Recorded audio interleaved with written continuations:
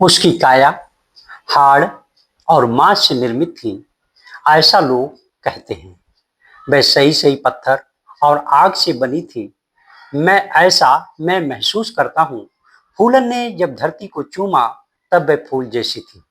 साथियों, डॉक्टर रजनीश गंगवार का आप सभी को नमस्कार।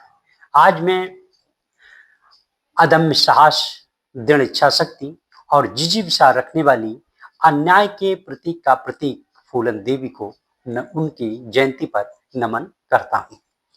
साथियों, ये कविता है विहाग वैभव की, जिनका जन्म जौनपुर में हुआ है और जिन्होंने बनारस विश्वविद्यालय से अपना हिंदी में पीएचडी की है।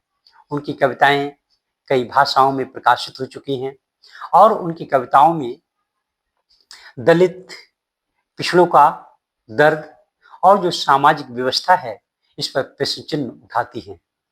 मैं सबसे पहले उनकी कविताओं को आप तक संप्रेषित कर रहा हूँ। उसकी काया हाड़ और मांस से निर्मित थी, ऐसा लोग कहते हैं। वह सही सही पत्थर और आग से बनी थी, ऐसा मैं महसूस करता हूँ। फूलन ने जब धरती को चूमा तब वह फूल जैसी थी।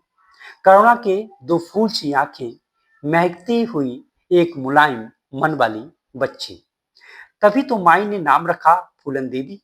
हाँ, तो एक दिन जब वह बड़ी हो गई तो जात और दौलत का धतूरा खाए पिशाचों ने उसकी आत्मा को उसकी हड्डियों से इतना घिसा कि वे पत्थर हो गई।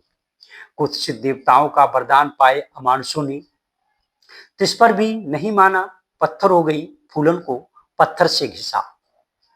इस तरह से तब फूलन आग हो गई।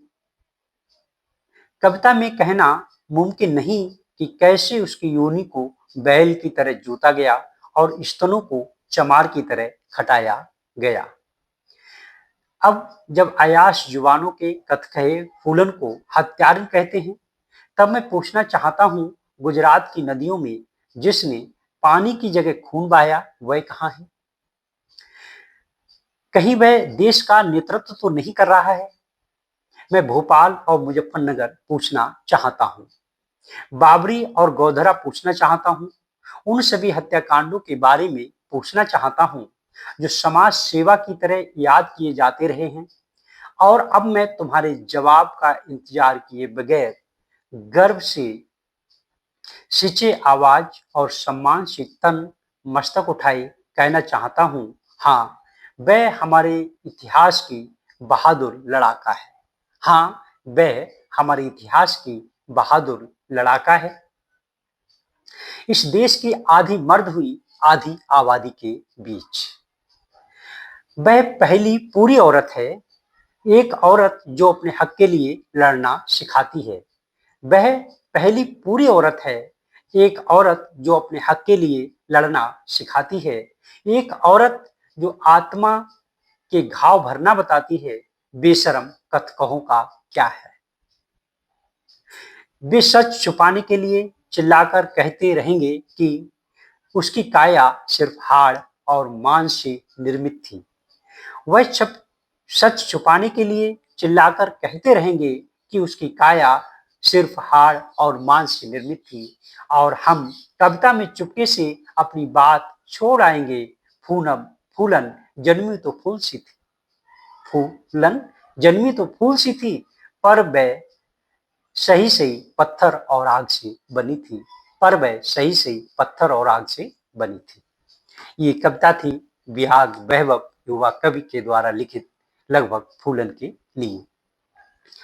लंदन के प्रतिष्ठित अखबार गार्जियन ने क्रांतिज्योत फूलन देवी की याद में एक स्मित लेख छापा।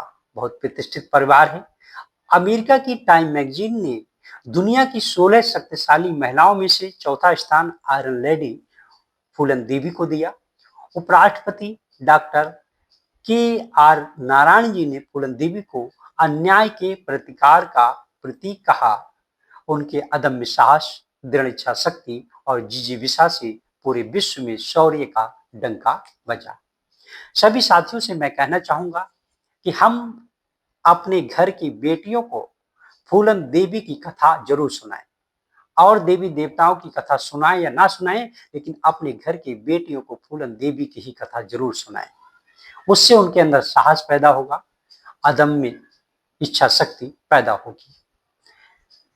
मैं डॉक्टर रजनीश गंगवार आप सभी लोगों से आग्रह करता हूं कि मेरे इस यूट्यूब चैनल को सब्सक्राइब करें, लाइक करें, कमेंट्स करें और अधिक से अधिक शेयर करें, ताकि ये मेरी बात अधिक से अधिक लोगों तक पहुंच सके।